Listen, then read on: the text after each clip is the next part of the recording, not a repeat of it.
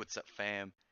Anybody else following this Fairy Tale City Hero? A little spinoff, obviously not canon. Can't be canon. You know, you could bring in some of the spinoffs, and some are obviously tied in the story, like Fairy Tale Zero and Ice Trail. But you could look at something like the Happy Adventure and kind of get that it could be tied to the canon story. Obviously, City Hero is not, but at the same time, when City Hero kind of got announced, it seemed like it would be like, all right, I don't know if I'm gonna really enjoy this. I'll probably just take a look to see because it's obviously related to Fairy Tale, but it's actually pretty entertaining, pretty funny in its own way, especially based off of the fact that it will take old stuff and then and work it into a way of working on a way of integrating them within this whole like we're magic police officers kind of way. Like I talked about it in chapter 2. You got the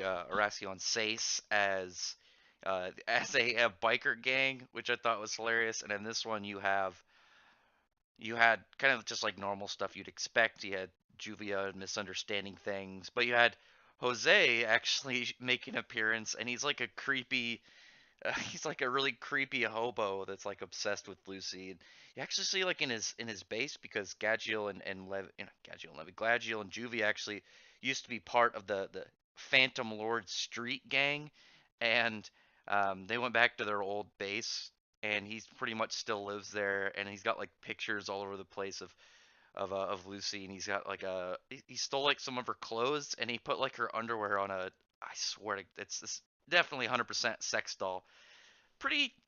I didn't expect them to put that in the chapter at all. I didn't think they were gonna put a fucking sex doll anywhere within this. I mean, but obviously they're trying to do a little bit make him look like a crazy hobo, like obsessed with somebody, and they ended up doing it.